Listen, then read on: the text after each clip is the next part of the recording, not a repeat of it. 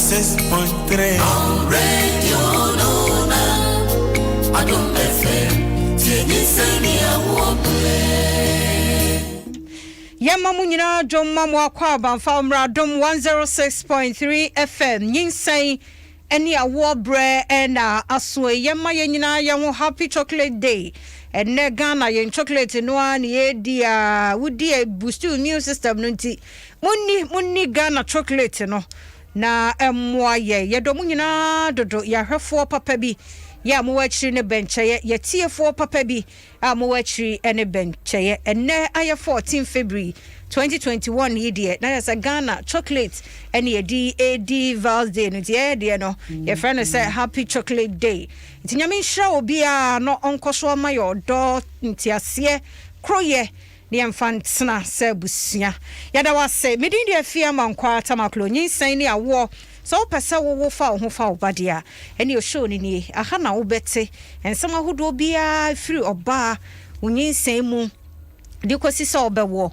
na wo nso abofra ne titie mu nyina no ne de amawo na afi we mu no de ya ne se ye fa topic bia ye bewurawura mu kokomu anti no last week ene edi nkomo efa female reproductive system no eho na ye ka female reproductive system no ene ma wodo bebre ene wo mu ma oba eyo oba ne ma bebre nti ye di ebo no ho tofa keka ya ene ye bese ye nto so nti ye di nkomo afa menstruation eho anase period anase oba ubu wonsa eno ho nkomo nkrofo bebre wo issues e wonsa buo ni mo e bitimi buo mo nsa 2 days 3 days eya anase nye enani yentna se ye wo pictures ahodo onso enti nana madaro ma ode atum live on Facebook momra ho like and comment and share said de bia ya mo ye no maye no sebe ya ye ma nurse midwife wo ba be kire yade no wo so be hwe bi live on Facebook ho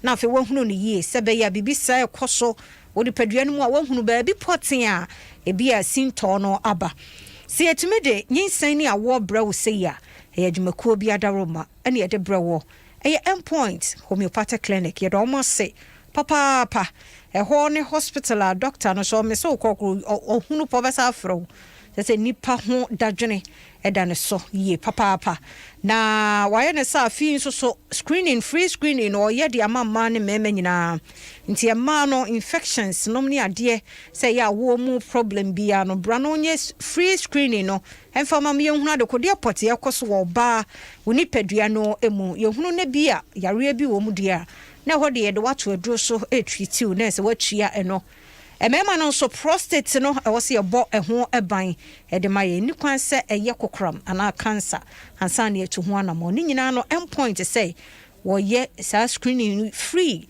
e de amount nyame ya adoma de pa bi chen ya wo chene dwoi ene na wo chene mu nyina de kosi ne memenda no mo ye adwuma wo endpoint wo mo branches ni bi won kran ha tema takra de ne buno ne asantema ntemu nyina ba obetimi afre doctor wo 0244 867068 0244867068 now ne Dr. Duboaten edi enkomo ene makatro say ye di nkomo afa ema yensebuo no ho menuano mo mema mo de megimudi mokra na ya mutie ka kire ma no nyame nhira mo papa e wo so oba na woni ne tie no nhunu ne yakoso woni nipadua no mu nyina nti se nkomo wei ewom se mfa ho de nanso wo ba won kyen ne de tie bi ne bia nhunu se wo ye bibia hu se na no afia ne the midwife di nkomo for menstruation wo kan bibi se saa ne hu se nyina ne ye ade no so hu nti manage mo ho pa ti wo ba Facebook o do comment bia wo e fa wo menstruation ho no ye beje bre na fa ye ya no de amount yes to so a miamenuaba Esther Benefo wo ye senior midwife officer wo Adabaka Polyclinic enen so wase tu no ho asi ho se ode ye besan atoa reproductive system no female reproductive system no ho na we no the menstruation enti oba Esther edwure me mu akwaba na bibia bokọ de ya ma one so kakra bi na nose mask ni nti no ama se voice ya na akodi ekire kakra Dr. Shine so any producer or boy nti Shine we he na onye nneema baako mienu bi emfa emoame ewa ha aha na ehunu Facebook fo no na fe wonso ye ne wo mu eni enkomo aha nti ma me bine wa ne enkomo no nkofo ni age ho mahu wo ye fa ne say ya odi abayi say calendar say nneema na ewo so no nti me so join ye live on Facebook na de o be kana wo se be yi ehun foni a kire ye no wonso watimi ehunu bi na bibi kire wadwe a wabusa nti ma mo akwa abedi yen go straight na yennim common for menstruation no homo modi kan ba no nyame hyramo ba mo nkoso an share ma me Daniel da kon owuja wasi good evening ye da wase edu cotton so hye wo mampon akuapem nyame hyrao papa Ruth obenya bo anso ewa ha Ruth ye da se James Bodu said nice program ye da se na fei dini bi soshoma me na ose am Solomon watching you from Asaman Kese Facebook nyame hyrao mo papa mo amadi kan wa ha mo share nso emma munuan mo nkaye nso ehun so atre enso na still alive okansi enso ewa ohwe nyame hyrao auntie Esther yemuso ade na esie wo bra oba ebu ne nsa anase yakase nsabuo no kora menstruation no ano eyedea yo Stefia me dasi na mama etiefo nyina jo na ma weshi obia so happy chocolate day na ni edikan yakase menstruation say oba ebu nensa aye menstruation na mede bibi bedi kan ya hyase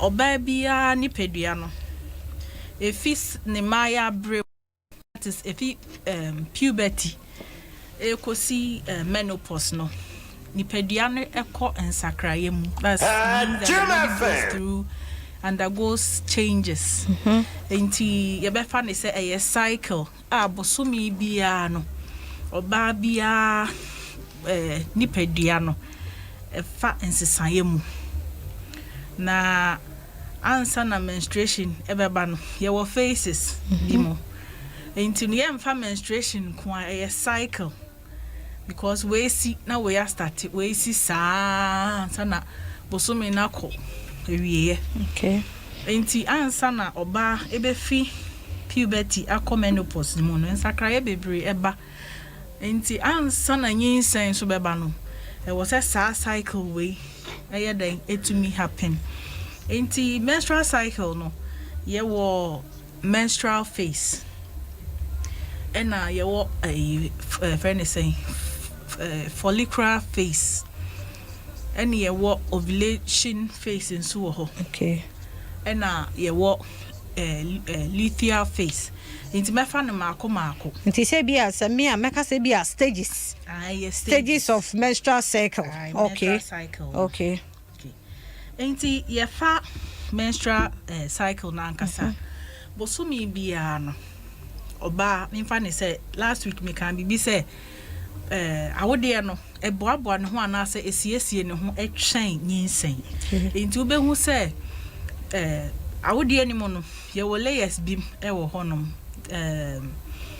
endometrium is a lining of the uterus say abosome ne so no osiesie ne ho atwen nyinsen a ayese wasem kete na watompa e de twen ne dofo enti obehu say lining of the uterus na ye thick nti blood supply ekoho no rich twen se nyinsen ebeba na se nyinsen ama obehu se empa no anase patation anase curtains anase bed sheets no the lining of the uterus no nyinsen ama shade off okay nti obehu se friend is saying moja any other things involved na twen nyinsen ni nyina ba besin nti no na besin fire se ehu se moja the efi obasi okay nti no na the menstrual menstruation phase na kasa ye fi menstruation phase na then you call friend is a follicular phase no mama menka menstruation phase no say menstruation phase na dru hono ma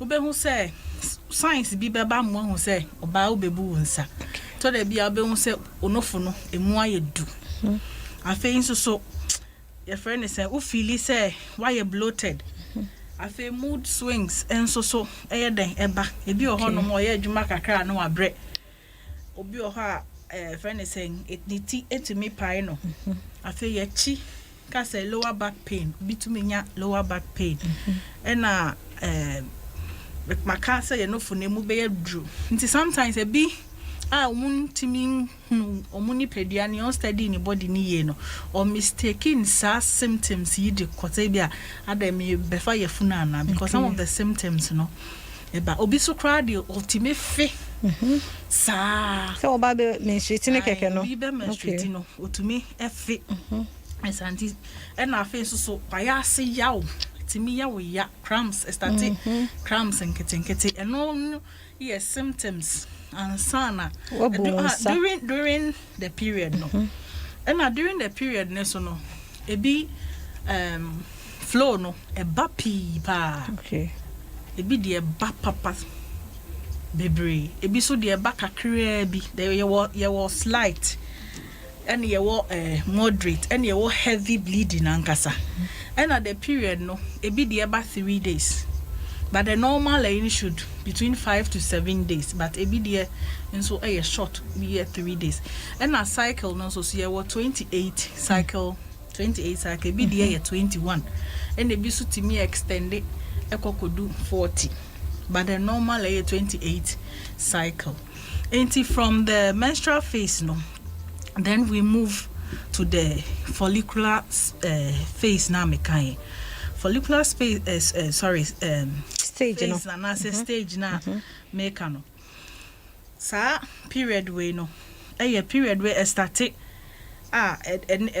period no ekodi menstrual phase ni mo kakra eno no hormones bi na at play during the follicular phase no ye will be wo ya adwini mu aye frɛ no hypothalamus you know friend your words akesi be won say send the signal che hypothalamus unrelease hormone bi a friend no follicle stimulating hormones it is so releases hormones na akọ baby a ye nkosu ya bank na won okay na akache ne say unrelease small eggs in a month no be won say obitimi release around 5 to 20 small eggs nkete no eno ya nkete but about ebia 5 bi enetimi mature na be healthy small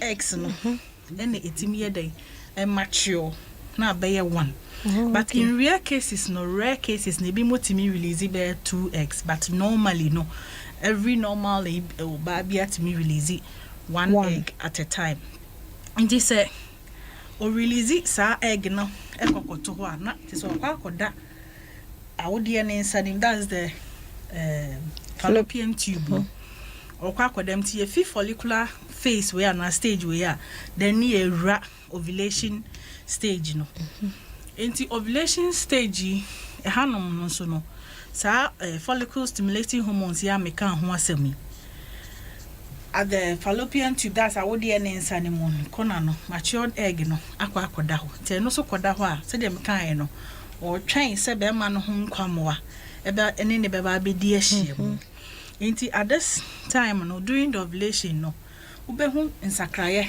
ewo nipadua ne mu nsakraye etimi bani biti so be say mo body temperature no ho no aye de kakra wow to me say I say why she kakra and I see discharge in so I ba no be who say the thickness no aye slimy kakra aye say white aye say kosua white kosua no okay anya yolk no but kosua white na aye slimy kakra and no should tell you say there be me go through ovulation period and during that time no e be munya cramps to be who say o side say be our left side wase hono left cry then unsabunkum ubenkum so wo ya ase ti sharp pain okay bi wo hono me last a few seconds e be mun take particular attention be how to say bi atweme ha bi atweme but adwene nkoso say ovulate the ovulation period no from the menstrual phase no days. So make us be there be last 3 days, it be 5, it be 7. Ain't from the 7th day now by last menses never no. So person who body near you start counting. Okay. To be counting from the last day now, that's the 7th day. No, but another 7 day to now. Yes, and 14 days. It be so crackle to 16 days. That it varies with the cycle. It be a 28, it be a 21, and it be so called as far as to 40. It's a normal one. That's a 28-day cycle now, and no 14 to 16 days. No, okay. It is so percent. Fire funa the best time I was a wunu kunu anase o partner dear shemu no because kosiane de the whole chain spam no and kosiane na whole chain spam for I beg your pardon spam no na was o chain kosiano you can have sex 3 or 5 days before ovulation. That's the 14th day. No, it's very, very important. If you have constant sex every day, I bet me I'm who say yes, you have enough sperm my head. Because you remember last week me can say a bit more acidic content near high sperm no yes baby you know on trying so 14 day na maybe me sana me trying me te sharp pain na me ni kuna ko die hye you can have sex every day.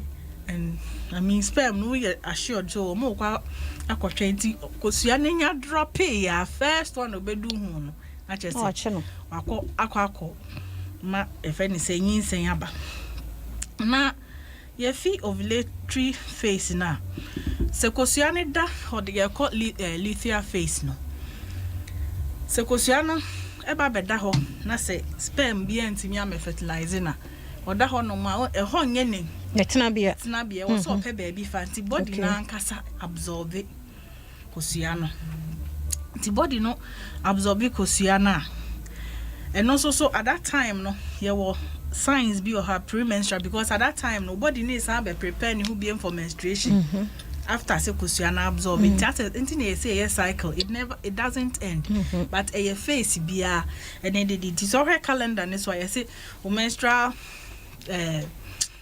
after menstruation safe period need time on your safe and the safe period no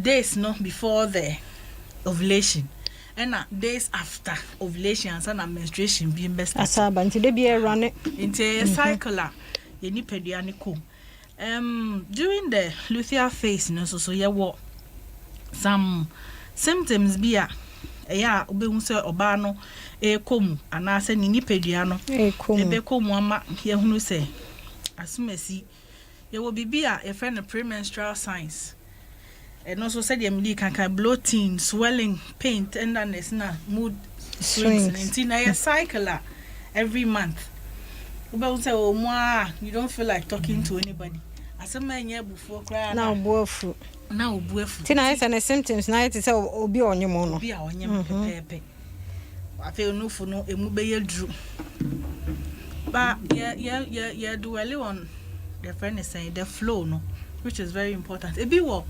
irregular menstrual period and also so yeah topic on its own because we have menstrual disorders and so e be there heavy flow ankasa e bad the whole cry to me e be mo cry you should ayo diaper e be you should diaper you are 7 days bleeding from day 1 to day 7 normal e be there anytime can say irregular menstrual friend say this menstrual disorders e wo ho e bi ho no ma e wo say ye hwehwe mu hu ade obi on so abusua ni mu sa na tie wo be kwa be ye test aye scan ni bibia na chese bibia ni ho a e cause sa e na e bi so ho no ma there's a primary cause fibroid say it me ma obi e bleed more than necessary and obi so ha ne de ne e ba kakra bi obi be 2 days kakra bi na etwa and also can menstrual disorders na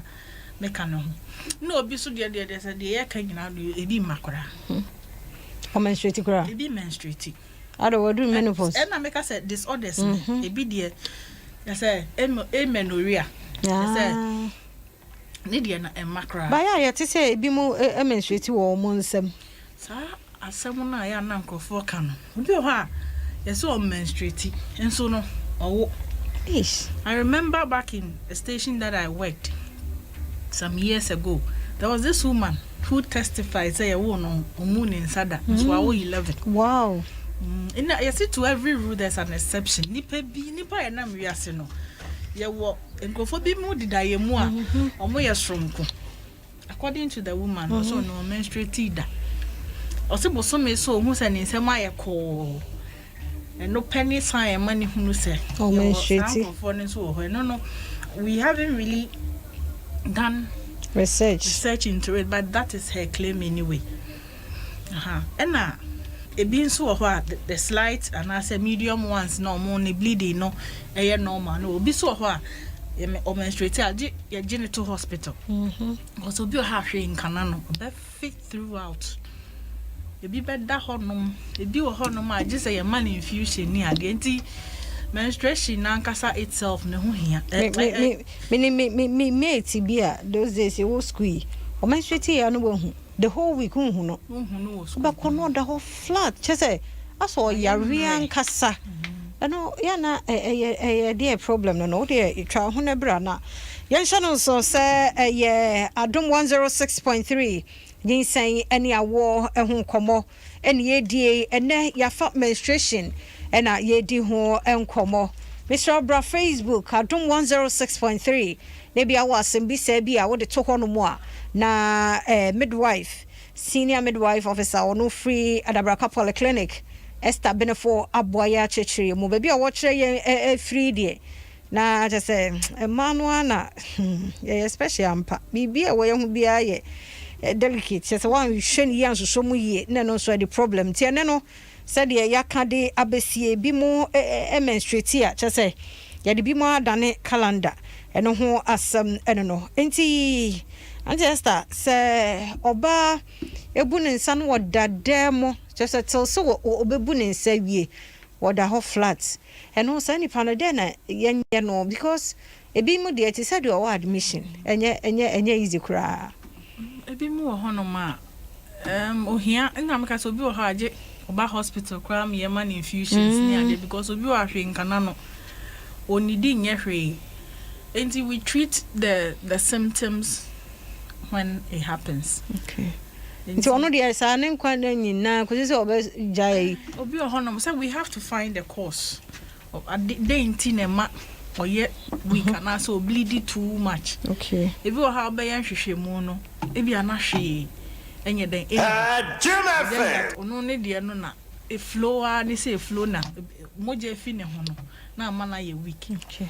Eno obi so ho so kra na ne didie mu so nye den enye moja ne so so kra mpo so ate.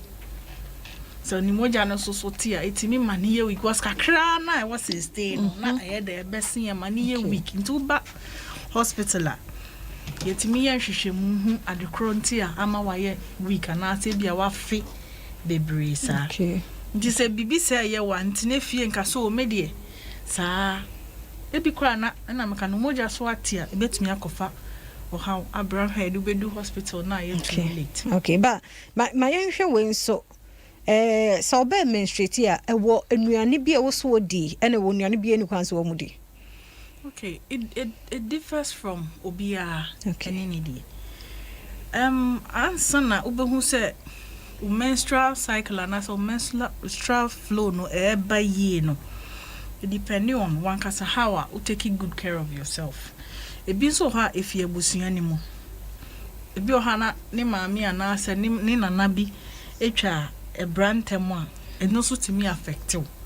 Aduane die e count oba bia de wo se waduane die mu bibi te say junk food ni se edi aduane a fatty foods ni ade moye se wo bu nsa wo se fruits ni vegetables no di ni mo na aduane a rich in a friend is saying dark green leafy vegetables we say wo se yedi. But let me send a caution ebi mu obu ne nsa na moja na eba no si moja eba mitimi ko no moja dro Any advisable so during your menses now we share the blood no we be sign kwa kwa dey akwa mojedro rather no enka wo bu nse wi a means na radio so mba me prescribe so bu nse wi akwa no mojedro some it is part of Nyankopon design and sa se kakra na be ba besen no and funny enough research am here who say bi moja na efi e hokra kono o measure bi o have between 3 to 5 tablespoon. Yes. Per period. Per period, 3 to 5 tablespoon. And I say also some pad near the no. Okay. And the aduane die mu no very very important. Aduane a wodi e be ma omoja no so aye de aba. E bia aduane a bi say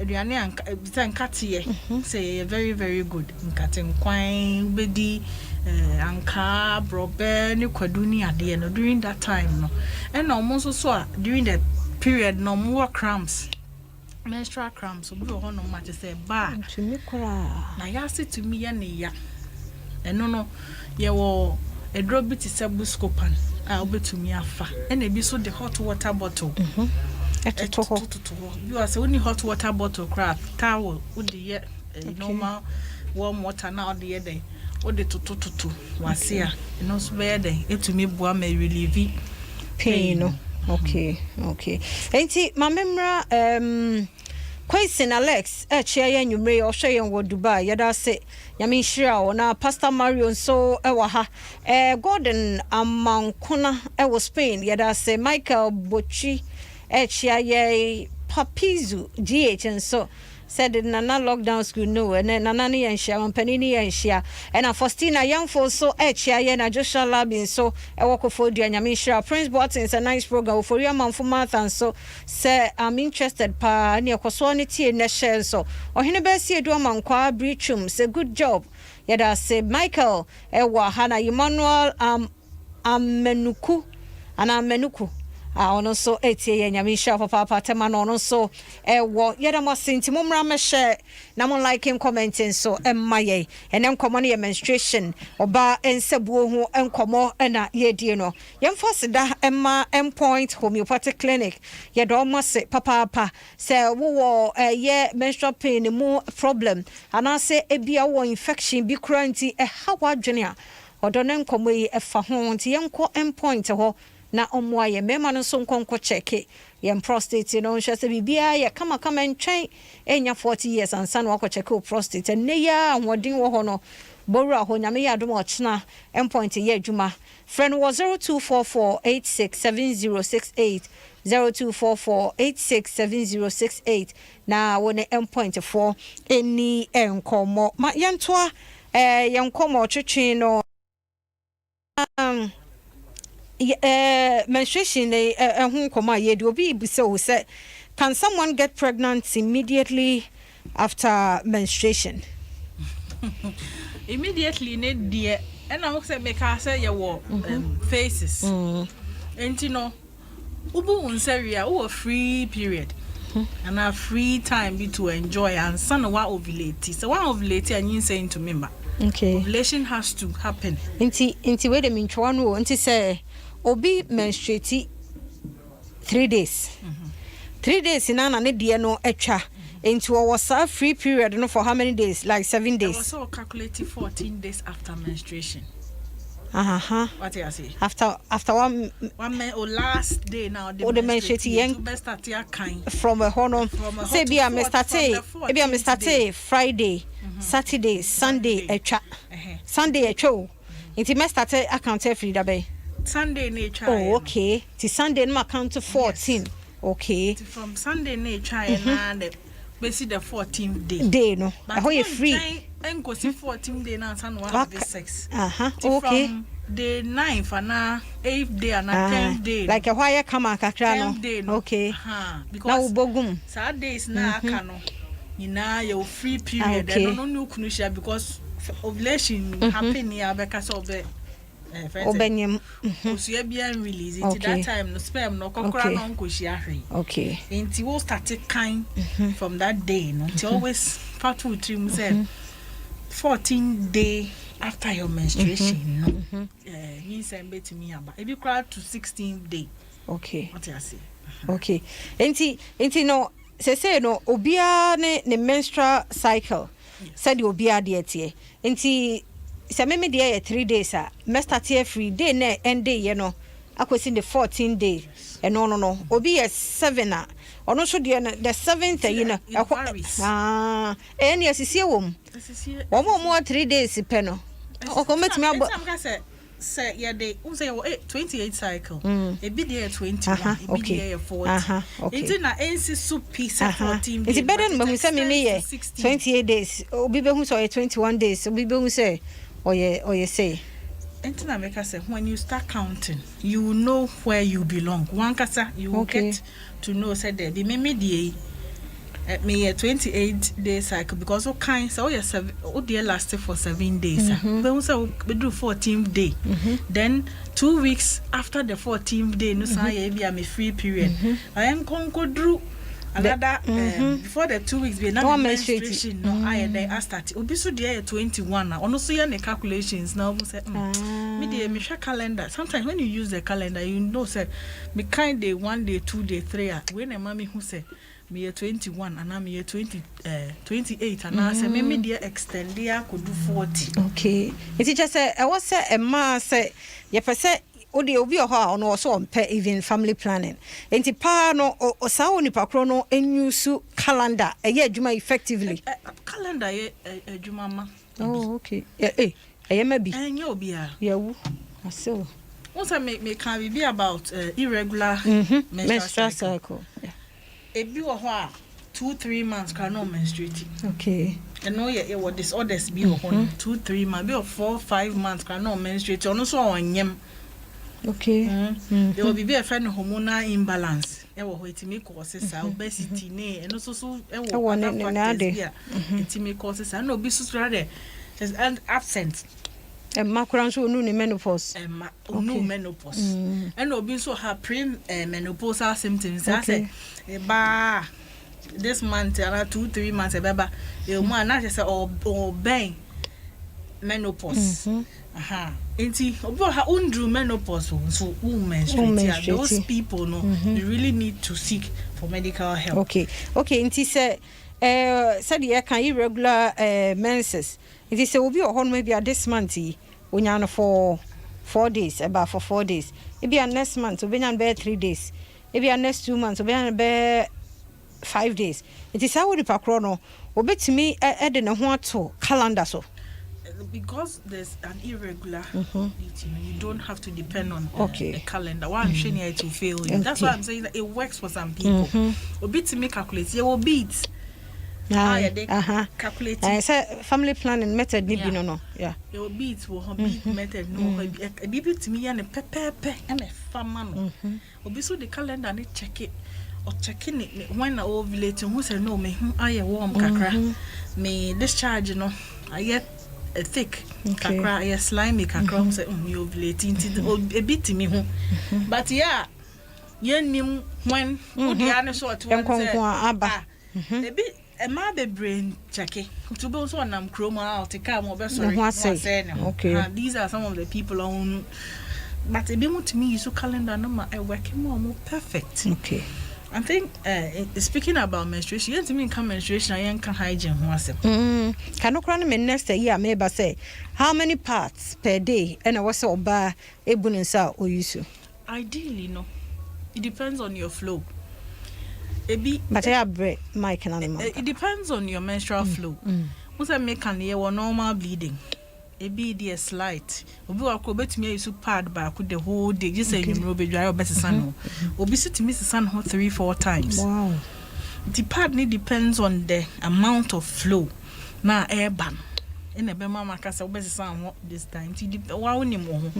Na de wa po kai bi use diaper. And there bi de soak yankasa. Ti obi ti miss san ho. Ena say we are the type you don't need to wait man say okay either you take extra pant and now extra pad and mine and show who now so men ka so media ma bebre enti no ebi mo kra it may surprise you say bi mpedware Hey. Oh yes. Yeah, critical. During the menstruation, won yare. Yeah. Sister Fia. No bow no. Sister Fia. No ba kra no hwi ni ho kra no wan ade a che na wan yare kra problem. Sister Fia ansem sisi yo. Sa. E binti ne what say enti sanke any menstrual hygiene wo. Say ni ho a. Ni ho a it's possible. Yeah ni nanam kroma ya hye o konko a. I think minim we are used to tampons no. The pad na ene ya maame nom tete no mu yusu amonsen. Ebi mo kra so yusu gauze. Ebi insert toilet roll. Tissue ya toilet roll a sabi. E was ye ja ye nan na ke dey fan ebi insert. I think say it depends. And no if o condemn ne kro bi o ha she cannot even afford the pad. The obetumi afford the toilet roll but and kebe to me nanka obetumi afford the pad. I think pad is more safer. And I also said the cheapest ento unya ntoma clean ntoma ya montimi sia na atwam. Stefia, it may surprise you say pad obi ntimi nto. You remember at a point girls be jai school because they couldn't afford the pad. Yes, I don't know share her no the funding in because me no think crying say bibia you okay. For the sake of ebi obi owo hard to reach area. Even sometimes some people even have the money but onya pad ni bi kra na wato. For those people no ubetimi yesu entoma. Okay. Entoma aye dada. But anya ntoma fin.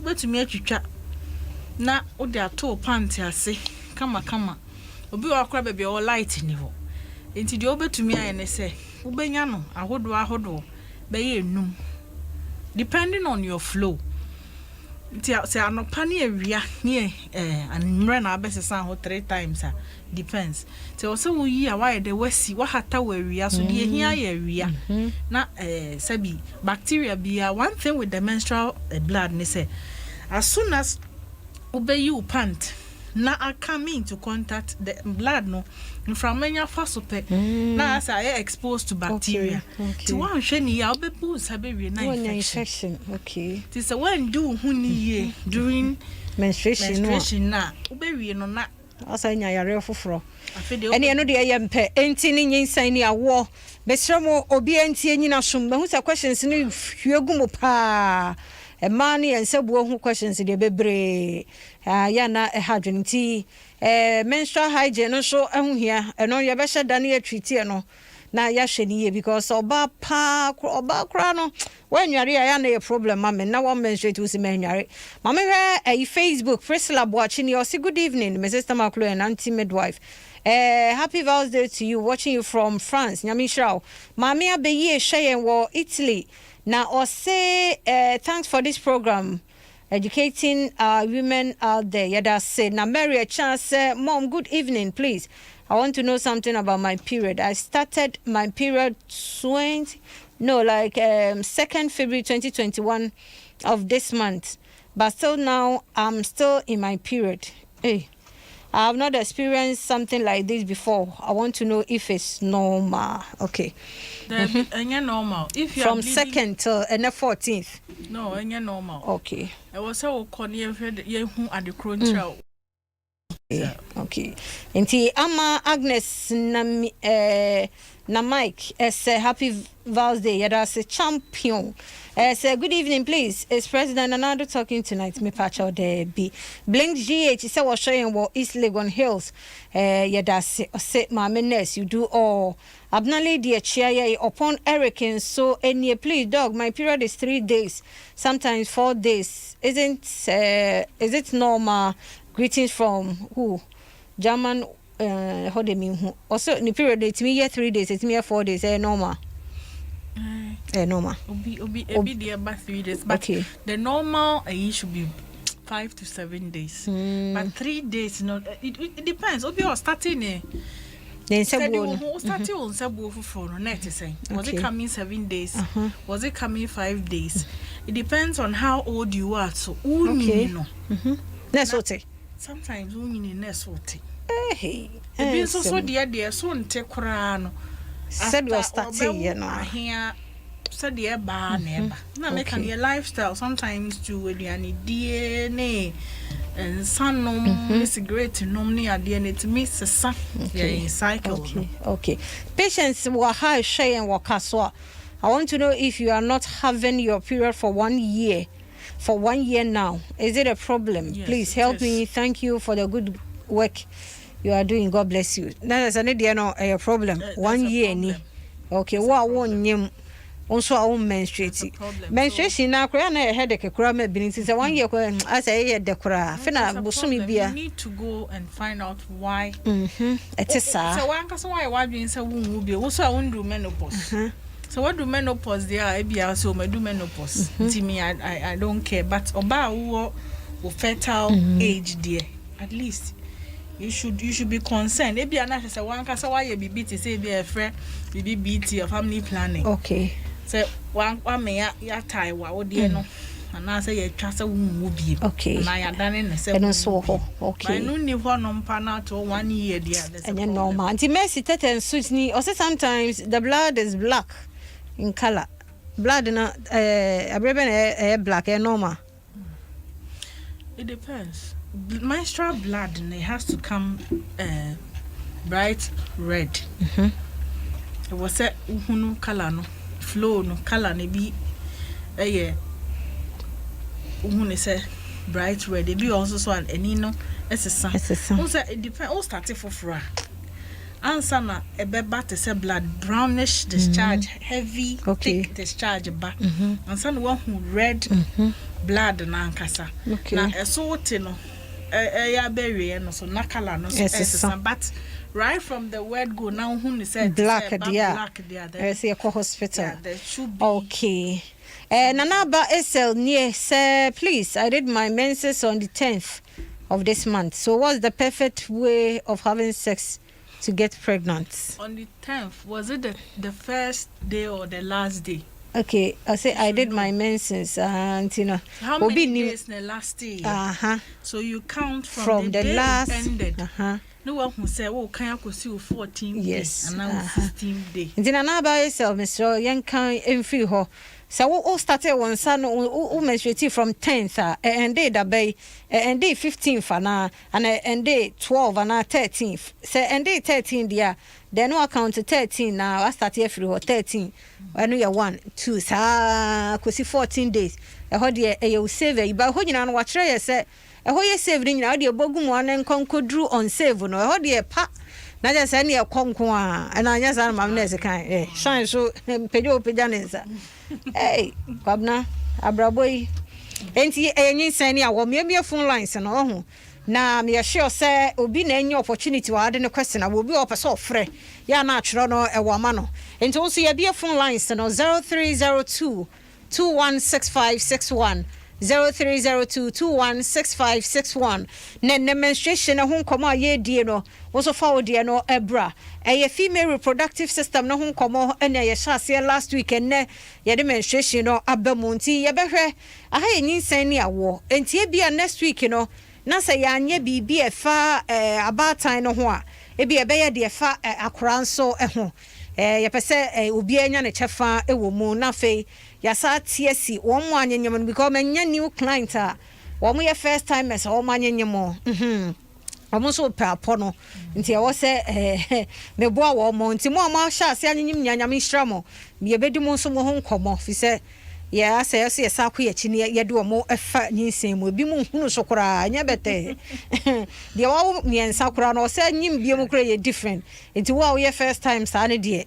den banyame ebehwe ye first caller wo ahoma no so odo me mo ajodo ba Nyinsen Ne Awoɔ so low radio no my good evening lo fa wo wanu free phone ho kakra ana low radio no ba mo no fa me da se yenti o na free he me patwa me sofi asama kataman yo yen patwa pese me ni sase me wo 49 years na be eko 1 year ni ntimi mbu me sa ana me bi sase program bi wo ana o 49 years eko 1 year ni umu wonsa patwa no ko hospital My father 2-3 times. I'm saying no more. But yeah, now me say my ass me yakaka. Okay. Mama midwife for how bebo. Yeda say papa se utie. Ofo from so ahoma no so. Odo me mo ajodo ba Nyinsen Ne Awoɔ so. Yo, ma'am, good evening. Me jo so no na free hin no din. The first you your friend Esther. Esther mintie o. Mpacho me bisa anti midwife say. So na say unye o mensa. Eno so at that moment no o reproductive system then na ekọ to. Asa wa wo foforo na o menstruate ye no. My 10 months ni. But from August, September, my mense is regular, but like normal flow, the monthly. But since then, October, we see now on it. And bad. Na wo no do fun so ahia. Me pacho there be me do for 2.19 na me Adom say. Aha. Okay, ene mama na ezbebo na ya hwe say normal na say also to anamo ko hospital. Yeda say papa. Ofofro so ahoma no so. Odo me mo ajodo ba Nyinsen Ne Awoɔ so. Me mo ajodo ba Nyinsen Ne Awoɔ so. Me pacho, Me da se be me na free here nwumre. me pacho, do my thing. Mr. Nobody enti o. Yo, me so ma di ham ni say oba we bra e bisa say ye me man na say me do man let me no aye bibi ana Mantini ye papa.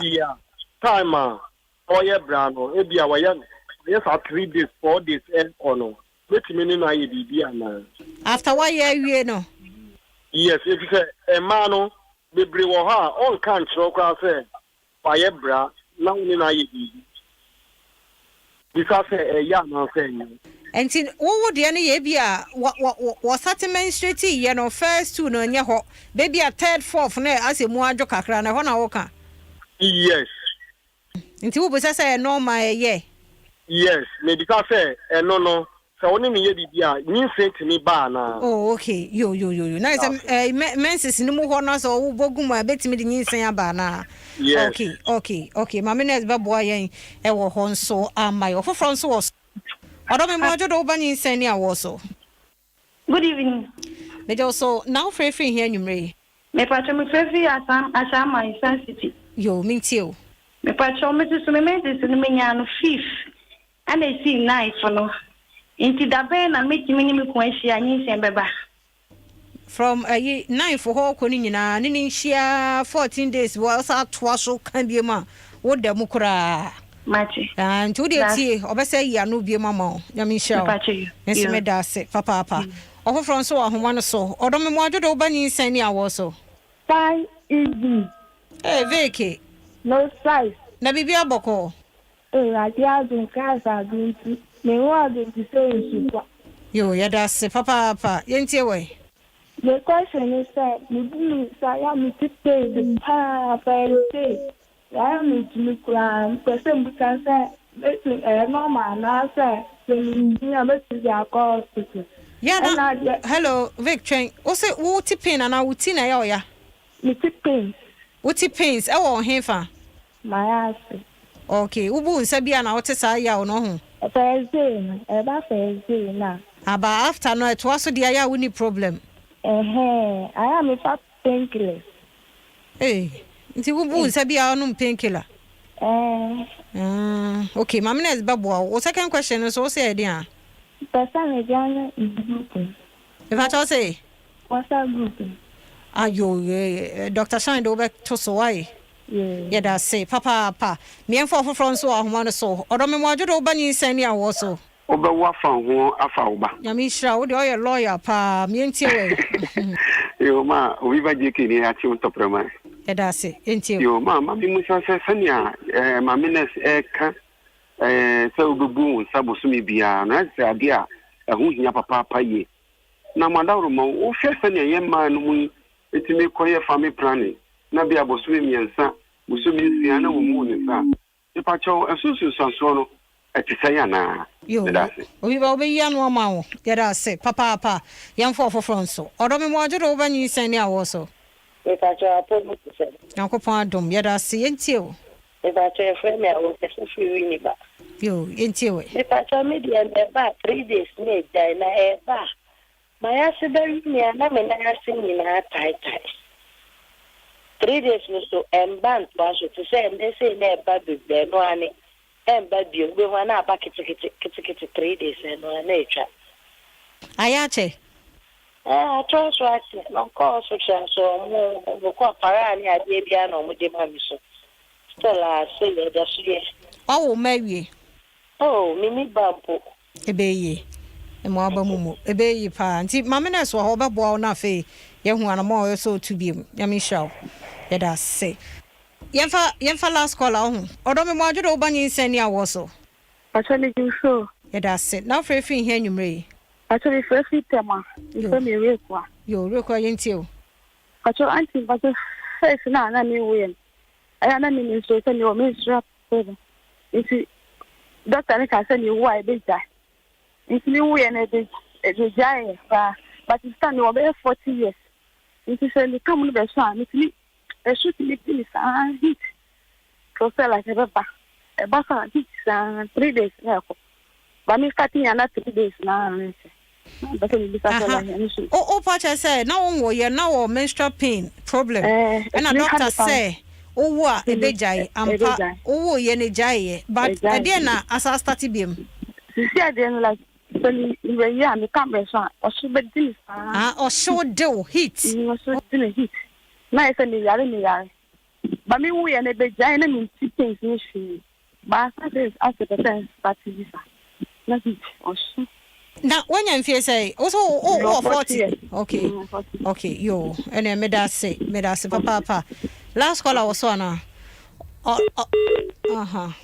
yemfa last caller odo me mojo do ba Nyinsen Ne Awoɔ so okay me emfa course no ensi ha na Manchester nya ebre enyi nsemfo no but you ready Mefafi ase family akosro any the last person no friend or say na dysmenorrhea like painful menstruation and pains during menses no and the doctor assure on so wo ebeja na ebeja yi na say no nya ya obiem na heat mum na aba ne body ntina me bisa say wonya mfie say because ebusuan bi o ha omo do menopause ntem okay nti it could be pre friends menopausal signs ni bi na ama heat eba ne mu nti no eno no she needs to also wanka the friend is saying frequency and I say I say 3 days about 3 days meaning say assault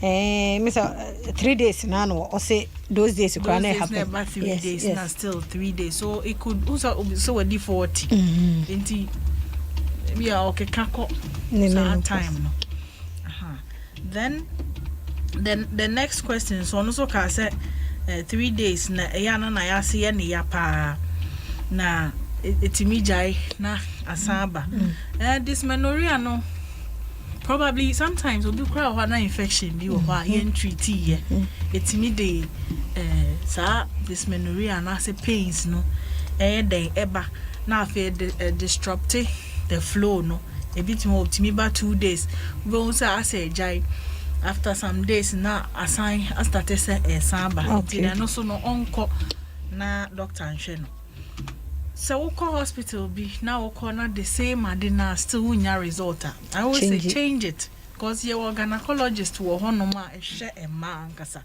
so sometimes you need to change the hospital and obi can obi say about family planning say ebi obi ho timi ko ye method bi to say be 3 months and I say like why method be ba 3 months or moon and sada and also normal because we say every month be a babu nsa family planning enro na ye fan and I say the implant ni ade no na adwuma ekodia ne se ebonyi se ho ban enti ebi betimi ama wabu nsa normal te se okwohye IUD non hormonal ones no itimi ma wabu nsa ebi so te se the hormonals and I say hormones woman to say injectables no ma umbu nsa bi to say example to say depo 3 months there no umbu nsa e 1 month that's the original no abetimi ya ma wabu nsa enti no the idea na so wakwa pan no stop it why introduce foreign be alcohol body mu say en Chinese and this say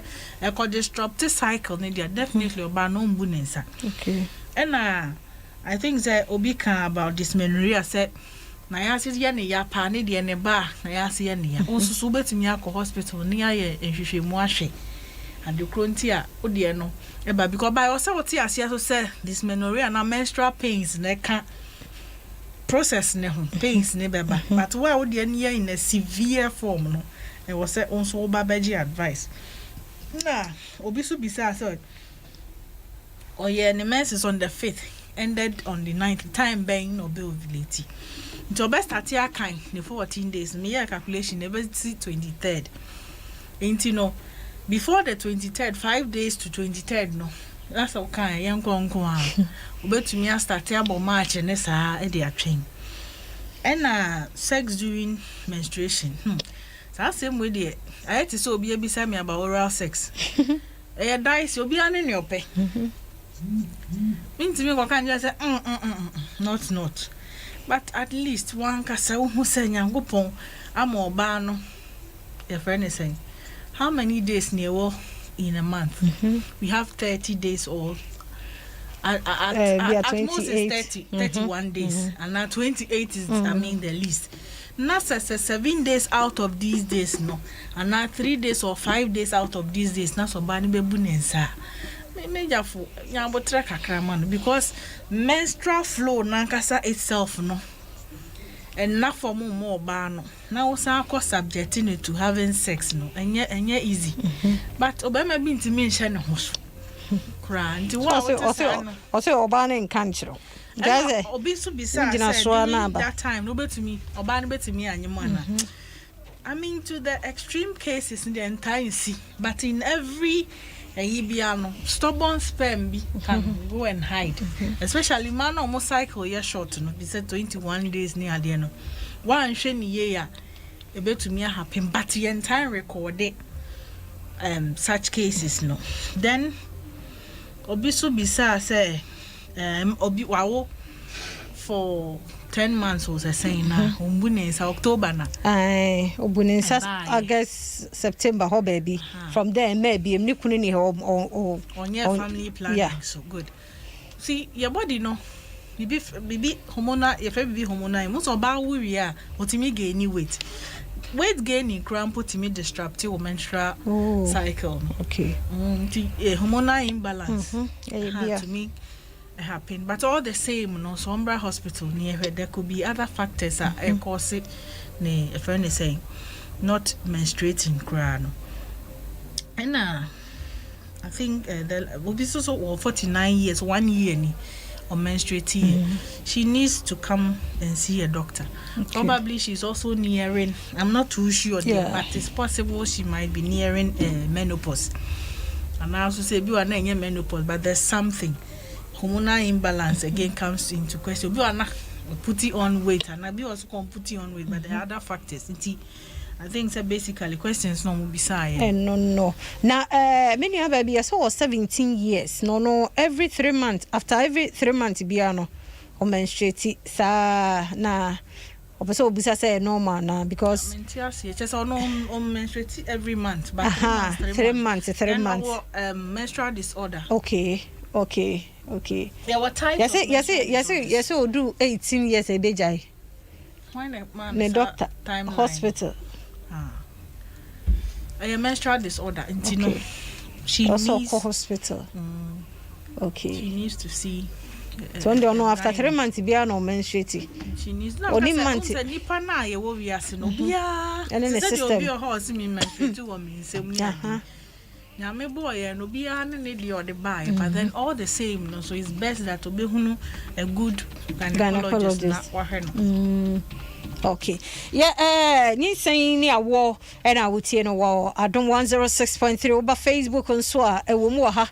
Yeah, demo live on so I didn't share no makai. Emre no cross so kra wie. Questions ne do so bebre wa ha say Mary Chan say Madam Midwife. As you said, my case is not normal. Please, I want to know if there's a specific hospital I can go for treatment. Okay. It depends on where you are coming from. There are a lot of hospitals around. Okay. Into where I feel say, me ni baby all kase fie bi no ni nkran kroma. Ti baby a big hospital a wo ho. Ah, more gynae kura no. Definitely ubenya gynecologist bi ama na show. Okay, na che bright is chia ya busa se opeso ohun se good so obenya menstruate 2 times in a month. Ebi cycle ni bi. Okay. Ultimate menstruate the same month ultimate menstruate twice. Okay. Okay, me fancy ha. Demom enkomo aye die yento so o point ho. Na yenko hwehwe sa ne mani nyina se de imam midwife kan ye bi betimi aye infections na the problem aba ye cycle no ho na afi ubohu na bi de nwonworan se yekọ point a wo ye free screening ni bi de amama ne mema nyina nti yenko ho ne yenko hwe ye ase ho no mo hwehwe se wo how bi e wo ho a 0244867068 0244867068 na one endpoint homeopathic clinic edi nkomo no ene yen sponsor boy chidoma yetumede Nyinsen Ne Awoɔ dwumadi bro kwasi da nwumre bia 8 pm e wa Adom 106.3 mo share yen nyina wo Facebook no yankopon hira mo tichu mo share yen so yami hira mo mo mo comment ba ye yami hira obi a wo so utie yen e wo radio so na wo frɛ ye no yankopon hira bu nyina ba ko emfa ma ye Dr. Shine Aqua ene producer ono so produce show yi e ma wo TBA na na man so na de ento Facebook na fe Madam Esther Benefo enso ene resource person enne wabɛboa ya kyerɛ yadeɛ bebree intimate so pɛsɛ wo nyinsan na wo fa wo ho fa wo badia na ne wafidie no nyimfiri hada kwasi da nwumre bia 8 pm aha yedi nkɔmɔ fa ye nyinsan ne awo mu enkora ne nteteye mu bibibia yedi ho nkɔmɔ medi de afia amankwa tamaklo me kɔ na dase ne se nkwane ahoden wɔ hɔ a yɛbɛsɛ hia ne mom na wɔtwe mu nyina na adwuma no kɔso ɛwɔ radio ne TV so nti kɔso a ne tie ye ne hwɛ ye nso